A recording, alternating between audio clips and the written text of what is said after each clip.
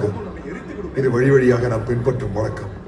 பலி கொடுக்கவில்லை என்றால் வீரர்கள் ஐயம் கொள்வர், அவர்களின் நம்பிக்கை ஒழுங்கும். ரத்தம் சிந்தியாக வேண்டும்.